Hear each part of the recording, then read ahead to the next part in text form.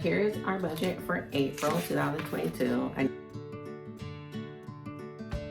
Hi everyone, welcome back to my channel. It's Tia Faith at Home. If you are new here, I make videos about personal finance, being a working mom and spouse, hauls, and everything else in between. If any of that interests you, make sure you subscribe and click the notification button so you'll get notified when I post new videos.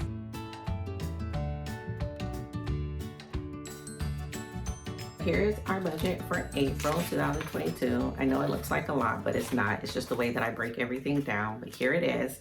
And I want to share with you some of the things that I included in our budget for April and probably will carry forward for May and June. Those include Easter, spring break, summer vacation, our tax bill, and spring clothing.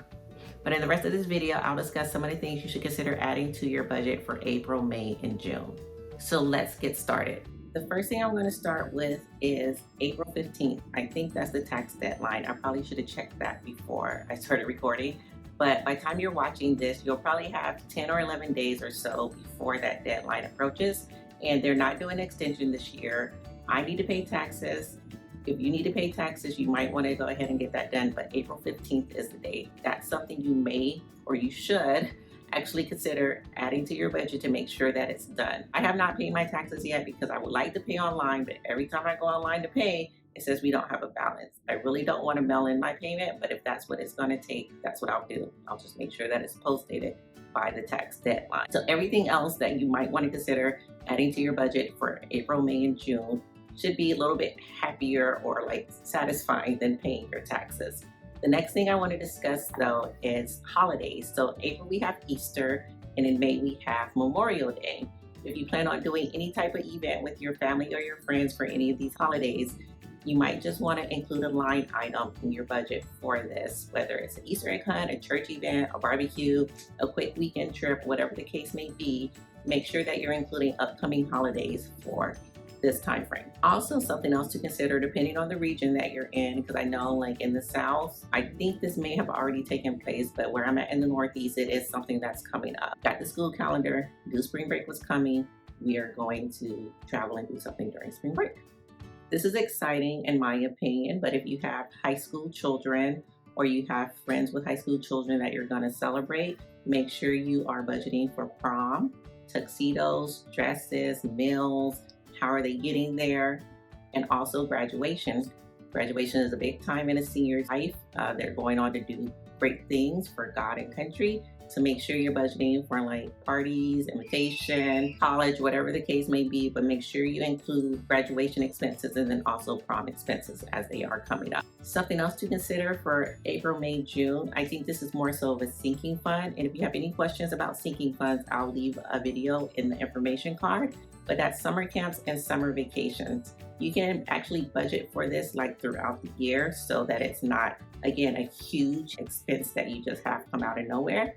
But again, summer vacations, if you're going anywhere, you might just want to do like $20 here, $100 there, whatever the case may be for your vacation. That's what we do for our vacations, and it's always much easier that way for us. The final thing that I want to talk about for your budget will be spring and summer clothing.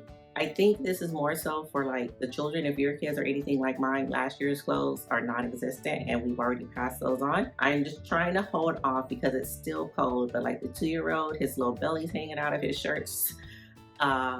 His sleeves are coming up to here. His pants are like capris now.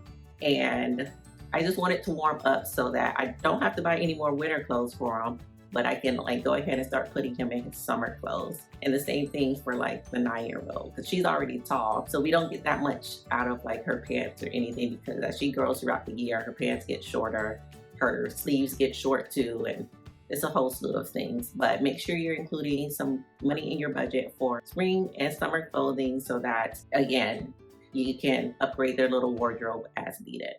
Yeah, when I tell you the devil is busy out here trying to make me not do the right thing, you know, I just talked about including like spring clothing or summer clothing in your budget or whatnot. And I said mainly I was focused on the 9-year-old and the 2-year-old.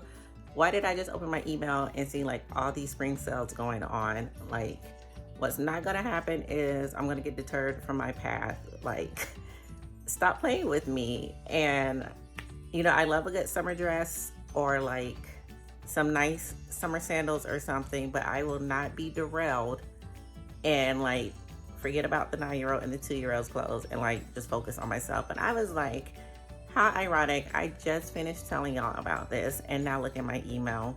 This is not cool. So to recap, make sure you file and pay your taxes as needed.